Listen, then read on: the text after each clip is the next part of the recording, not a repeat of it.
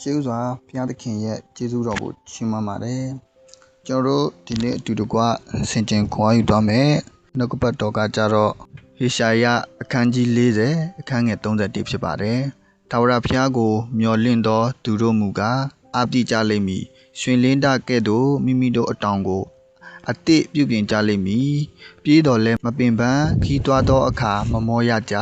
ြเนาะနှုတ်ကပတ်တော်ကကြတော့ကျွန်တော်တို့ကိုပါဖော်ပြလဲဆိုတော့ကျွန်တော်တို့ကဘုရားသခင်ထံမှာကျွန်တော်တို့စောင့်ဆိုင်းရမယ်ဘုရားသခင်ထံမှာကျွန်တော်တို့တောင်းလျှောက်တဲ့အခါမှာချက်ချင်းမရတဲ့အခါမှာကျွန်တော်တို့စောင့်ဆိုင်းရမှာဖြစ်တယ်ပေါ့နော်ဒါကြောင့်ဒီနေ့ကျွန်တော်ဝင်မြမယ်နှုတ်ကပတ်တော်ကိုဘယ်လိုကောင်းစီပေးထားလဲဆိုတော့ဆူတောင်းခြင်းဖိမျှော်လင့်ပါလို့ကျွန်တော်ကောင်းစီပေးထားပါတယ်เนาะကျွန်တော်တို့ဆူတောင်းတော့လည်းပဲတစ်ခါကျွန်တော်တို့ရတဲ့အခါမြန်တဲ့အခါရှိတယ်လို့တစ်ခါနေတဲ့အခါရှိတယ်တချို့အချိန်မှာကျွန်တော်တို့ကိုစုံစမ်းတဲ့အခါရှိတယ်ပေါ့နော်ဒီလိုမျိုးအခြေအနေတွေဒီလိုမျိုးအခါမျိုးတွေကြုံတွေ့ရမယ့်အခါမှာဆိုရင်ကျွန်တော်တို့ကမျော်လင့်ရမယ်ဖြစ်တယ်ပေါ့နော်ဘုရားသခင်ကျွန်တော်တို့ကိုကျွန်တော်တို့ကောင်းကြီးပေးမှာ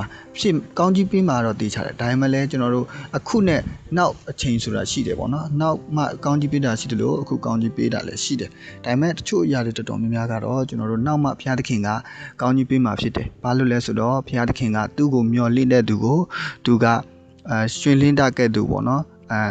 အတောင်ကိုအသေးပြုပြင်ပေးမှာဖြစ်တယ်ပေါ့နော်ဒါကြောင့်ကျွန်တော်တို့စောင့်မျှော်ရတဲ့အခါမှာကျွန်တော်တို့ဝမ်းနေခြင်းကျွန်တော်တို့ပူဆွေးခြင်းမရှိဖို့အင်မတန်မှအရေးကြီးပါတယ်ကျွန်တော်တို့အသက်တာမှာကျွန်တော်တို့ဆုတောင်းတယ်ဒါပေမဲ့လည်းကျွန်တော်တို့မပြေဝတော့ညာလည်းပဲဒီအရာကဘုရားသခင်စိတ်တော်နဲ့မတွေ့တာမဟုတ်ဘူးဒီအရာကဘုရားသခင်မပေးတာမဟုတ်ဘူးဘုရားသခင်ပြပါလိမ့်မယ်သူ့အချိန်ရောက်ရင်ပြပါလိမ့်မယ်သို့တော်လည်းကျွန်တော်တို့ဒီအရာနဲ့ထိုက်တန်ဖို့ရန်အတွက်ကျွန်တော်တို့ကစစ်ကြောခြင်းကိုခံရတာဖြစ်တယ်ပေါ့နော်ဒါကြောင့်ဒီလိုမျိုးစောင့်ဆိုင်ရတဲ့အခါဒီလိုမျိုးမျှော်လင့်ရတဲ့အခါမှာကျွန်တော်တို့ဘုရားသခင်ကိုကျွန်တော်တို့အပြစ်မမြင်ဘဲနဲ့ကျွန်တော်တို့စိတ်ရှိနဲ့စောင့်မျှော်မှာဖြစ်တယ်ပေါ့နော်အဆုံးတစ်နေ့မှာဘုရားသခင်ကအကောင်းသောအရာကိုပြင်ဆင်ပေးမှာဖြစ်တယ်ပေါ့နော်ကျွန်တော်တို့တမန်ကျမ်းစာထဲမှာပြန်လည်ကြည့်တဲ့အချိန်အခါမှာကျွန်တော်တို့ဘသူကိုတွေးရမလဲဆိုတော့ဒါဝိဒ်ကိုတွေးရမှာဖြစ်တယ်เนาะဘုရင်ဒါဝိဒ်မဖြစ်ခင်ကသူကအရင်ကသူ့အဖေရဲ့ဒိုးကိုကြောင်းရတဲ့ဒိုးကြောင်းသားလေးပဲဖြစ်ပါတယ်เนาะတနည်းပြောရရင်သူကအလုတ်ထဲမှာပေါ့နော်ကျွန်တော်တို့ပြင်ပန်းနေအလုတ်ထဲမှာသူကဒီလိုဝန်နေเนาะအန်ဒီယယ်ကိုလည်းကျွန်တော်သူကကြုံတွေ့ရတယ်เนาะသူထိုးလေးတွေအန်ဒီယယ်မဖြစ်အောင်လ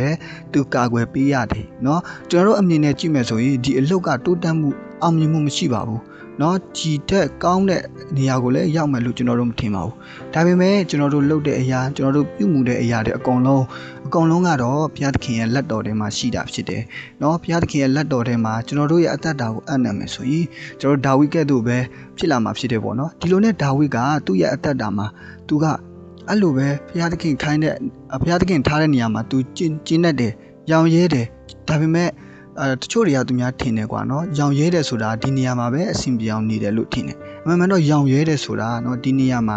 စူးစမ်းနေတယ်ဒါပေမဲ့လည်းဒီစူးစမ်းမှုကနောက်ထပ်တစ်ဆင့်တက်နိုင်မဲ့စူးစမ်းမှုမျိုးကိုပဲစူးစမ်းနေတာဖြစ်တယ်ပေါ့เนาะတနည်းပြောရမယ်ဆိုရင်เนาะစောက်ဆိုင်တာမဟုတ်ဘဲနဲ့ဒီတိုင်းပဲအောင်မြင်ဖို့ရန်အတွက်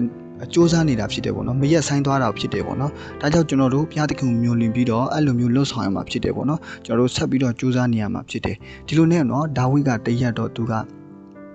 ူကိုဒီစီကိုတွားရတဲ့အချိန်မှာဂေါလိယဆိုတဲ့လူတစ်ယောက်ကိုတွားတွေ့တယ်ဒါပေမဲ့အဲ့ဒီဂေါလိယကဖိလိတိလူဖြစ်တယ်เนาะသူ့ရဲ့ဣတေလလူတွေကိုကျိန်းဝါတယ်เนาะကျိန်းဝါတယ်သူနဲ့တယောက်ချင်းလာတိုက်ဖို့ရန်အတွက်အမျိုးမျိုးကျိန်းဝါတယ်เนาะအမျိုးမျိုးသူတို့ကိုမထီမဲ့မြင်ပြုတယ်အဲ့ဒီအချိန်မှာဒါဝိဒ်ကအဲ့ဒါကိုတွေ့တော့စိတ်ထဲမှာမကောင်းအဲ့ဒီအချိန်မှာ तू ကတိုက်ချင်တယ်အဲ့ဂေါလိယနဲ့သူ့အမြင်နဲ့ကြည့်မယ်ဆိုရင်เนาะဒီဂေါလိယဆိုတာ तू ကတိုက်ပွဲတွမ်းမှာ तू ကကျွမ်းကျင်ပြီးသားလေဒါပေမဲ့ဒါဝိဒ်ကဘာမှမကျွမ်းကျင်ဘူးလေဘာမှ training တွေမရှိဘူးလေဒါအချိန်မှာเนาะကျွန်တော်တို့လူအမြင်နဲ့မြင်မယ်ဆိုမဖြစ်နိုင်ဘူးဒါပေမဲ့ဘုရားသခင်သူ့ကိုတုံးချတဲ့အချိန်မှာဒါဝိဒ်ကဖြစ်နိုင်တယ်ပေါ့နော်နောက်တော့ကျွန်တော်တို့အတူနဲ့ပြောရမယ်ဆိုရင်ဒါဝိဒ်ကအဲ့ဒီဂေါလိယနဲ့သွားတိုက်တဲ့အချိန်မှာဂေါလိယကသူ့ကိုပေါ့နော်မထီမဲ့မြင်ပြုတ်တယ်ဘာလို့လဲဆိုတော့သူကအကောင်လဲတေးသေးလေးပြီးတော့သူ့ကိုဘာနဲ့လာတိုက်လဲလောက်လွဲလေးနဲ့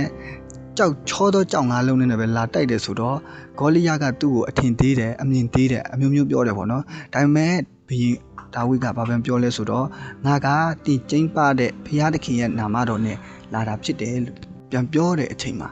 ကျွန်တော်တို့နောက်ဆုံးမှာသူတိုက်ပွဲမှာသူနိုင်ခဲ့လေသူနောက်ဆုံးတိုက်ပွဲမှာဒီ ဒါဝိပဲနိုင်ခဲ့တာဖြစ်တယ်ပေါ့နော်ပြောချင်တာကတော့သူ့ရဲ့အခက်ခဲနေတဲ့အချိန်သူပင်မဆင်းရဲနေတဲ့အချိန်မှာဘုရားသခင်ကိုအပြစ်မတင်ပါဘူးသူမျော်လင့်နေတာပဲအကောင်းဆုံးကိုမျော်လင့်ပြီးတော့အကောင်းဆုံးကြိုးစားတဲ့အချိန်မှာ